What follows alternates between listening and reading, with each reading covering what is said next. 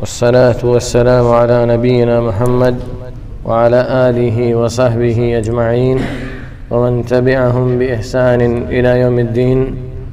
أما بعد، قال الله تعالى: إن الصلاة تنهى عن الفحشاء والمنكر والبغي يعظكم لعلكم تذكرون.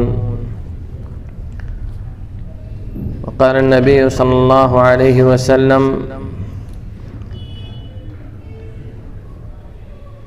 إن أول ما يحاسب به العبد المسلم يوم القيامة الصلاة المكتوبة، فإن أتمها وإلا قيل انظروا هل له من تطوع، فإن كان له تطوع أكملت الفريضة من تطوعه، ثم يفعل بسائر الأعمال المفروضة مثل ذلك. اللہ رب العالمین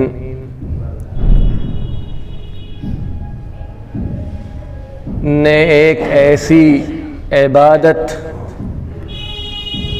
ہم مسلمانوں کو دی ہے، کسی بھی صورت میں اللہ رب العالمین نے اس کو معاف نہیں کیا ہے. کسی بھی صورت میں اللہ رب العالمین نے اس میں کمی کو برداشت نہیں کیا ہے. کسی بھی صورت میں اللہ رب العالمین نے اس کو چھوڑنے کی اجازت نہیں دی ہے. ہاں، یہ ہو سکتا ہے کہ انسان اس کو ادا کرنے میں رخصت پا سکے، اور وہ عبادت ہے نماز. نماز، فرض نماز. قیامت کے دن اللہ رب العالمین جس عبادات میں سب سے پہلے جس عبادت کا سوال کرے گا وہ ہے فرض نماز. فرض نماز کا سوال اللہ رب العالمین قیامت کے دن سب سے پہلے کرے گا، اور فرض نماز میں کمی کو پورا کرنے کے لیے اللہ رب العالمین ہماری نوافل کو سہارا دے گا، کے ذریعے سے سہارا دے گا. آج جس ماحول میں ہم جیتے ہیں، عموماً سنتوں کی ادائیگی میں سنت نمازیں جو ہیں، چاہے وہ نماز کے ساتھ کی سنتیں ہوں یا غیر نماز کی سنتیں، ان کو ادا کرنے میں ہم گویا ایسا محسوس کرتے ہیں کہ ان کی ضرورت نہیں ہے، ہم نے فرض نمازیں پڑھ لی ہیں. لیکن ذرا غور کرو نبی کریم صلی اللہ علیہ وسلم کی زندگی پر، کہ جب بھی کوئی بڑا کام آپ صلی اللہ علیہ وسلم کو آتا تھا تو آپ 2 رکعت نماز پڑھتے تھے اور پھر دعا کرتے تھے، اللہ سے توفیق طلب کرتے تھے اور کہتے تھے: ارحنا بالصلاۃ یا بلال، اے بلال نماز کے ذریعے سے ہمیں آرام پہنچاؤ. یعنی نماز پڑھا جائے آرام مل جائے گا، سکون مل جائے گا، بے اضطراری کیفیت جو ہے، بے اطمینانی کیفیت جو ہے وہ ختم ہو جائے گی. نماز پڑھا جائے. اور پھر نبی کریم صلی اللہ علیہ وسلم اور صحابہ اکرام کبھی وضو کی سنتیں، کبھی توبہ کی سنتیں، کبھی نماز سے پہلے کی سنتیں، کبھی اذان کے بعد کی سنتیں، کبھی اذان سے پہلے کی سنتیں، کبھی اذان کے بعد کی سنتیں، کبھی نماز کے پہلے کی سنتیں، کبھی نماز کے بعد کی سنتیں، کبھی صبح کی سنتیں، کبھی دوپہر کی زوال سے پہلے کی سنتیں. وہ سب کچھ پڑھا کرتے تھے، کیونکہ یہ سنتیں ہی ہیں جو ہمارے فریضے کو پائے تکمیل تک پہنچائیں گے. اللہ رب العالمین کہتا، اللہ کے نبی صلی اللہ علیہ وسلم نے فرمایا کہ قیامت کے دن بندوں کا عبادت میں سب سے پہلے جس کا حساب ہوگا وہ نماز. اگر نماز میں کمی ہے تو اللہ رب العالمین کہے گا کہ دیکھو اس کے پاس کچھ نفل نمازیں ہیں، سنتیں ہیں. اگر اس کے پاس سنتیں ہوں گی تو اس کمی کو اللہ رب العالمین سنت کے ذریعے سے پورا کرنے کا حکم دے گا. اور پھر یہی سارا معاملہ ہر فرائض کے ساتھ ہے. صدقہ یعنی زکوٰۃ، یعنی صوم، یعنی حج اور عمرہ، سب کے ساتھ. لوگ کہتے ہیں ایک بار عمرہ کر لو، بار بار عمرہ کرنے کی کیا ضرورت ہے، فلاں کی مدد کرو، فلاں کی مدد کرو. ہر چیز اس کا اپنا الگ مقام ہے، اس کا الگ اپنا درجہ ہے. آپ کسی چیز کو کسی چیز پر فوقیت نہیں دے سکتے. اگر ایسا ہوتا تو نبی کریم صلی اللہ علیہ وسلم اس دور میں 4 مرتبہ عمرہ کرنے نہ جاتے. اس دور میں جب لمبا سفر 9 دن کا اونٹوں پر کرنا پڑتا تھا، اس وقت نبی کریم صلی اللہ علیہ وسلم 4 مرتبہ عمرہ کرنے نہ گئے ہوتے. نبی کریم صلی اللہ علیہ وسلم نے اپنی زندگی میں 1 مرتبہ حج کیا ہے اور 4 مرتبہ عمرہ کیا ہے. یہ دلیل ہے اس بات کی کہ حج اور عمرہ یہ بار بار کرنا الگ فضیلت رکھتا ہے. اسی لیے نبی کریم صلی اللہ علیہ وسلم نے فرمایا تابعوا بین الحج والعمرہ، تابعوا بین الحج والعمرہ. حج اور عمرہ میں ایک کے بعد ایک کرتے رہو، یعنی متابعت کرو. ایک کرو، پھر فرصت ملے ایک دوسرا کرو، پھر توفیق دے اللہ تیسرا کرو، کرتے چلے جاؤ. اسی طرح سنت نماز ہے. نماز کی سنتیں، نماز کے بعد کی سنتیں، نماز کے پہلے کی سنتیں، صبح اٹھ کر سنتیں، اور پھر زوال سے پہلے کی سنت، چاشت کی نماز، اشراق کی نماز وغیرہ وغیرہ، وضو کی سنت، توبہ کے لیے سنت، رات کی نمازیں. افضل الصلاۃ بعد الفریضہ صلاۃ اللیل. رات کی نمازیں، رات کی نمازیں. آج جس چیز سے ہم سب سے زیادہ غافل ہیں وہ رات کی نمازیں. اللہ کے نبی صلی اللہ علیہ وسلم نے فرمایا کہ اللہ تعالیٰ ہر رات نازل ہوتا ہے آسمان دنیا پر اور پکارتا ہے اپنے بندوں کو کہ آؤ دعا کرنے والوں چلے آؤ، رات کی نمازیں پڑھو مسلمان. اسی طرح زکوٰۃ کے اندر ہم نے زکوٰۃ دیا، زکوٰۃ پوری ادا کیا یا نہیں ادا کیا یہ تو اللہ ہی جانتا ہے، یہ اللہ ہی مالک ہے.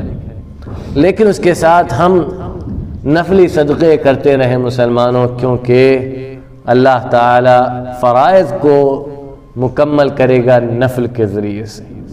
اسی لیے اللہ تعالیٰ کہتا ہے نماز کے متعلق ان الصلاة تنہا عن الفحشاء والمنکر والبغی، بے شک نماز تمہیں روکنے والی ہے عن الفحشاء، یعنی ہر اس کام سے جو تمہیں فاحش بنا دے، جو تمہارے اوپر یہ لیبل لگا دے کہ تم فاحش ہو.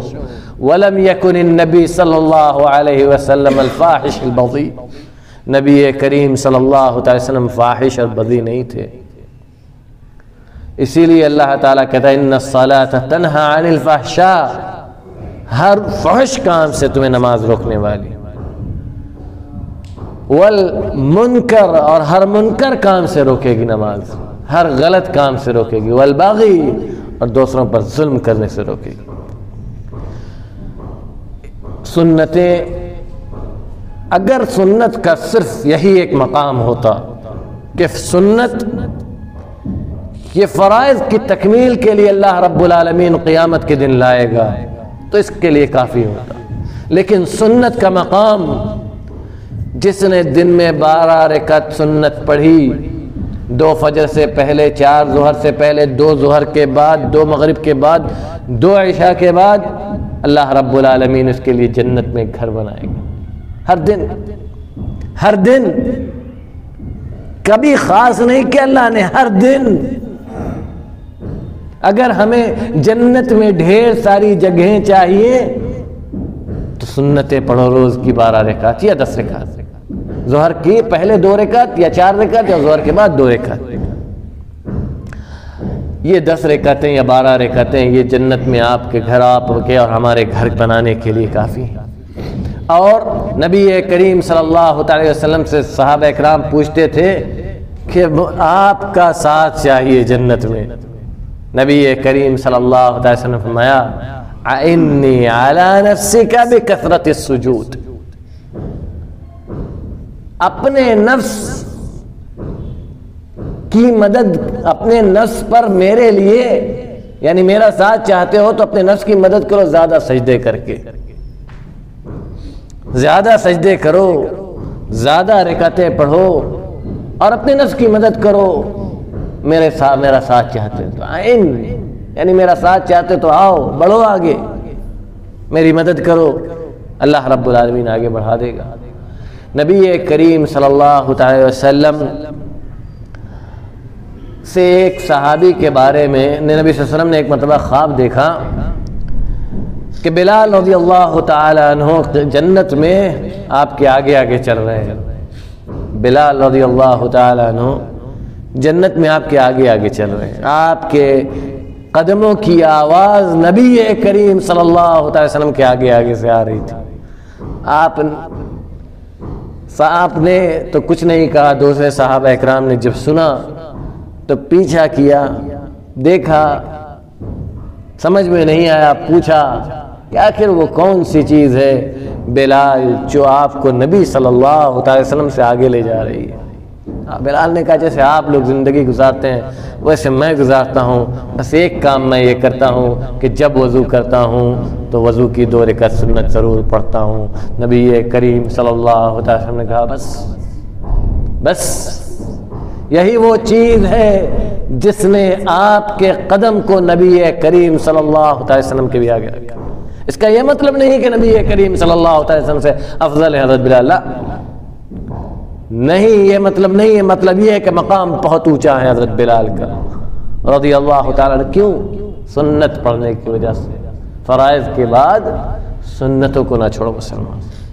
یہ سنتیں ہمیں اور آپ کو جنت میں پہنچانے کے لیے کافی ہیں، کیونکہ نہ اللہ رب العالمین کہتا ہے کہ میرے بندہ جب سنت اور نفل کے ذریعے سے میری قربت حاصل کرتا ہے تو میں اس کا ہاتھ بن جاتا ہوں جس سے وہ پکڑتا ہے، اس کا پیر بن جاتا ہوں جس سے وہ چلتا ہے.